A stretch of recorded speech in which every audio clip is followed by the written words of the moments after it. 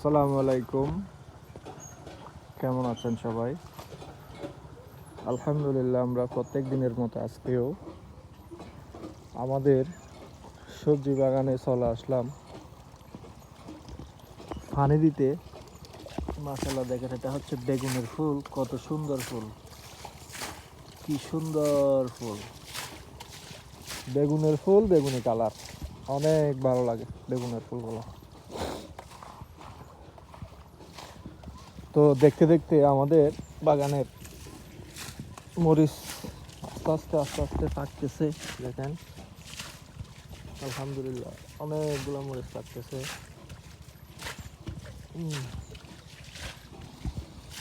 তো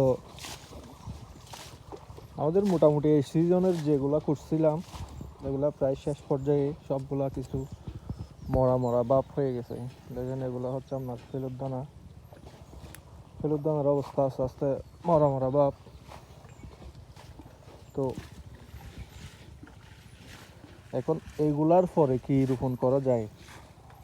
হ্যাঁ, যারা কেউ যদি জেনে থাকেন বা কারো কাছে ভালো পরামর্শ থাকে এগুলোর পরবর্তীতে কি রোপণ করলে সবচাইতে ভালো হবে, এটা একটু কমেন্ট বক্সে জানাবেন আর কি। এটা হচ্ছে একটা তিত করলা গাছ। দেখেন ফুলগুলো, তিত করলার ফুল। এটা মাশাআল্লাহ অনেক সুন্দর, ছোট্ট একটা তিত করলার বেবি তিত করলা। এটা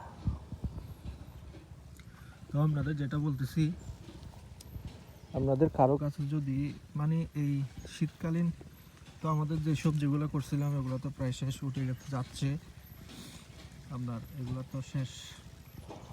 তো এর পরবর্তীতে কি রোপণ করলে ভালো হবে, কি দিলে ভালো হবে, হ্যাঁ,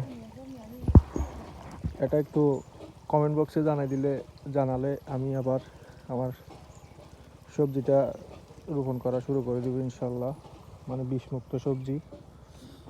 আর এখানে আমার কয়েকটা টমেটো গাছ ছিল, অনেকগুলো টমেটো গাছ, মাশাআল্লাহ আমরা খাইতে আর দুই তিনটা আছে দেখতেছি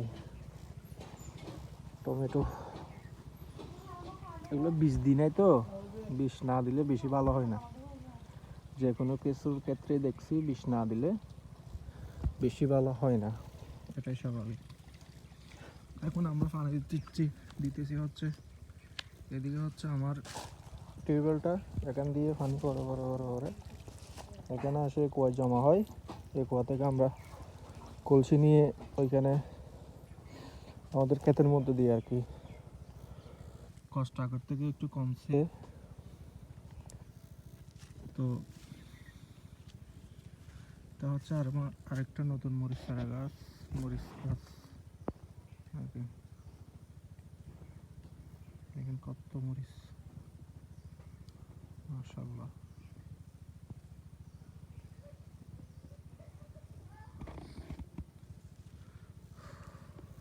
বেশি না খাইলেও তারপরে ভালো। এটা হচ্ছে একটা গিয়েছিল আপনার ওই আলু, দেশি আলু, একদম ছোট ছোট যে আলুগুলো আছে এগুলো 1 কেজি মতো রোপণ করছিলাম, 3-4 কেজি মতো পাইছি।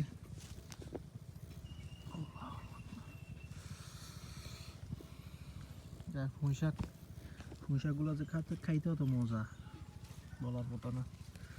খাওয়ার মতো মানুষ নেই আমার কাছে। এটা হচ্ছে একটা সবেদা গাছ, সবেদা এখনো পর্যন্ত খাইতে পারি নাই। ফুল আসে ঝরে যায় অবস্থা। মাশাআল্লাহ, খাইতে পারবো মনে হচ্ছে, একটা বড় বড় দেখা যাচ্ছে। কোথায়?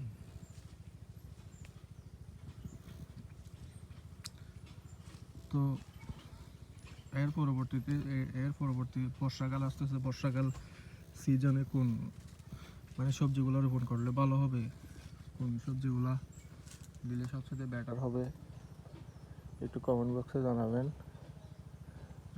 এটা আমার হচ্ছে মিনি কাওয়ার সারা। এটা হচ্ছে একটা কাটা গাছ, গত বর্ষা থেকে এটা ফেলছিলাম গাছটা, এবছর আবার কলার ছড়ি ধরছে। তো সবাই একটু কমেন্ট বক্সে জানাবেন কোন সবজিটা রোপণ মানে কোন সবজিটা আবার চাষ করলে ভালো হয়, যাতে আমার এই জায়গাটা কিল না পড়ে যায় আর কি, খালি না থাকে। হ্যাঁ, তো সবাই সুস্থ থাকবেন, ভালো থাকবেন। আসসালামু আলাইকুম ওয়া রাহমাতুল্লাহ। আর আমার ফেসবুক পেজটা একটু ফলো করে দিবেন এবং ইউটিউব থেকে দেখলে একটু সাবস্ক্রাইব করে দিবেন।